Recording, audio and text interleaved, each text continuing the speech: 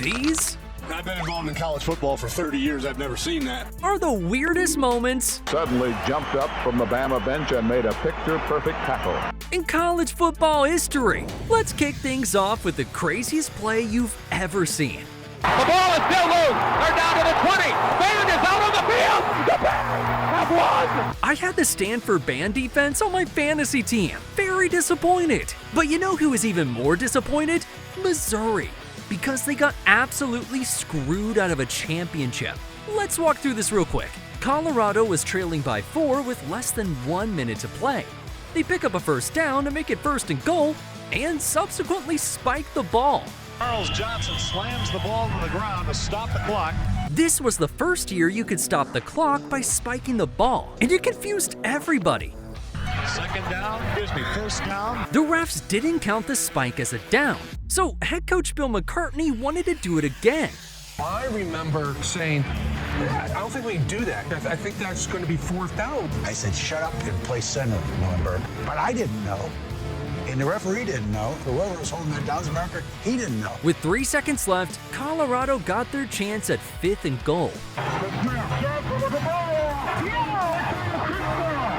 We all know Colorado didn't score on 5th down either. Regardless, the new spike rule had everyone confused. Almost as confused as Roy Riegels, who forgot which way to run. Wrong way, Roy Riegels retrieves a fumble, then rockets 60 yards to the end zone. Roy, great play, wrong way. Luckily, his teammate tackled him before he got in the end zone. But Alabama wasn't so lucky on this next play.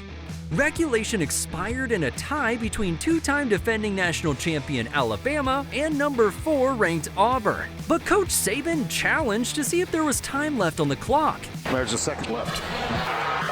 Reset for 1 second. It'll be 1st and 10. His challenge was successful, but little did he know it would be the worst decision of his life. Gotta be careful. On the way. Returned by Chris Davis. Davis gets a block. Touchdown. I think his reaction says it all. Arguably the weirdest, yet greatest play in college football history. But this next rivalry moment just doesn't make sense. Michigan won the game. All they had to do was punt. Oh, he has trouble with the snap. It's picked up by Michigan State, and he scores on the last play of the game. After this game, the punter changed his major from communications to something useful. Speaking of communication, Duke forgot how to do that on this next play. With 3 seconds left, all Duke needed was 1 tackle. Lateral. Time's going to expire on the game, so this either...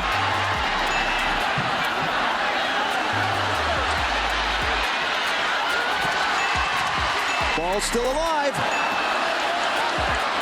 It's got to be a backwards lateral. Get behind it. Still alive.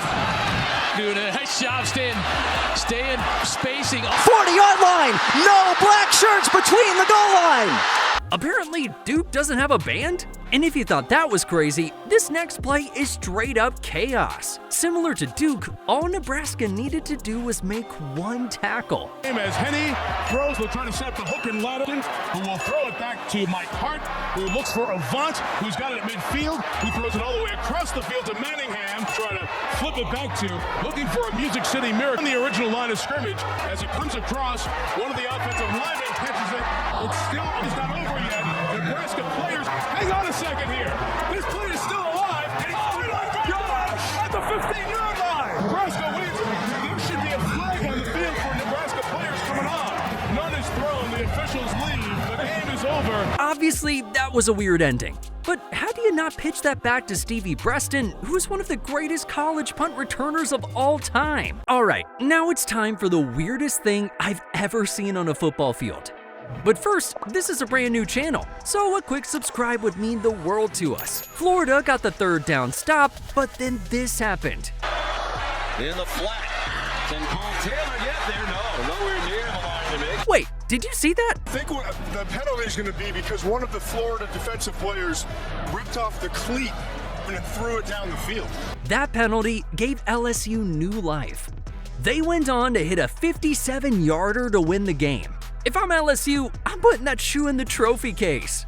Who throws a shoe? Honestly. But wait until you see what happens when you practice your end zone celebration more than you actually practice playing football. And he's going to throw it long. And he's got a man there. Kevin Clay.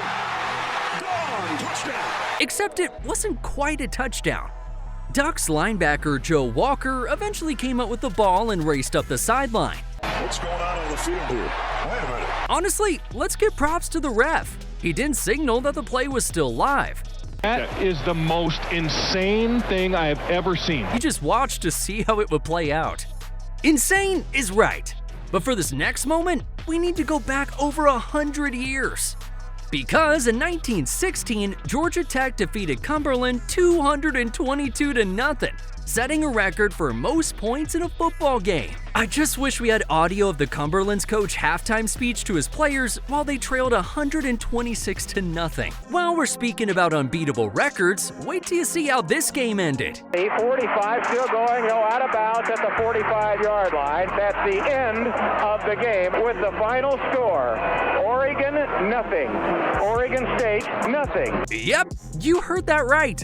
The closest game I've ever seen. Okay, buckle up. This is hands down the strangest act of cheating you will ever see. Alabama wasn't always the powerhouse that it is now. In fact, they were so bad that Tommy Lewis had to come off the bench to tackle Rice's Dickie Magle in the 1954 Cotton Bowl. I love how he immediately ran back to the bench and sat down like nothing weird just happened. But this next moment is the most gut-wrenching loss in history. With the clock running down, a botched snap appeared to seal the victory for Tennessee. Down to 4, down to 3. Oh! Jefferson wasn't ready for it. It is over in Baton Rouge. The coaches shook hands and the players came on the field.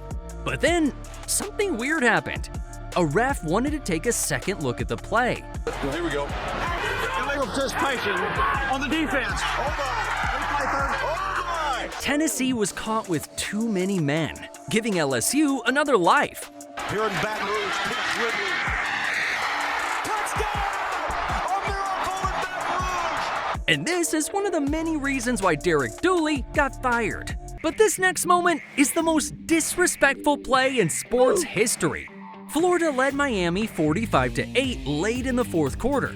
Florida quarterback John Reeves was 10 yards shy of the NCAA career passing yardage record, but might not get the ball back in time.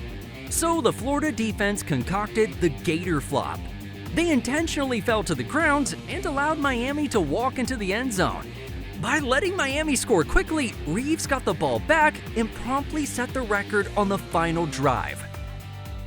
Sometimes it's good to stay just a toe ahead of the competition. Cross to the middle, juggle, touchdown Nebraska. Davison on the deflection. Wait, let's see that in slow-mo. Ball is popped up in the air, kicked up in the air. And to make the moment weirder, everyone thought it was incomplete, so the students stormed the field. Nebraska eventually tied the game with the extra point and then won in overtime. Between this and the fifth down game, Missouri just can't catch a break. But sometimes rivalries can get a little dangerous. Before the 2019 Sugar Bowl, the mascots had a meet and greet that quickly turned to chaos. Ladies and gentlemen, this is like a man walking on the moon. Ever before.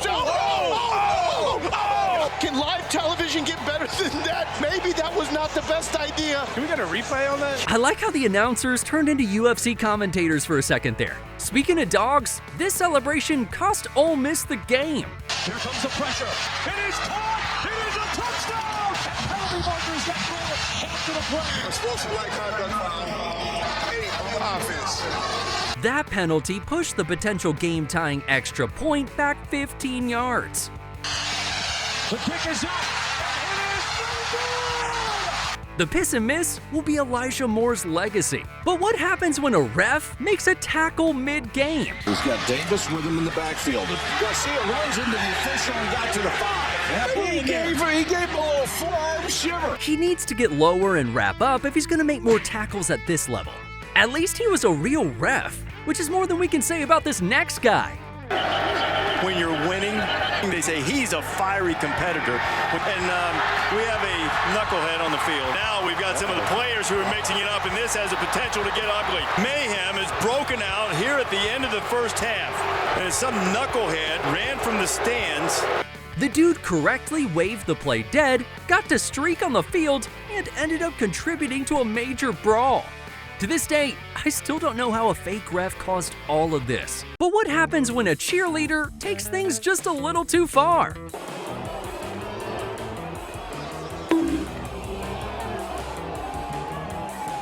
Best tackle on an OU player all game. If you like this video, make sure to subscribe and don't forget to check out these videos right here. These are some of the craziest moments in college history.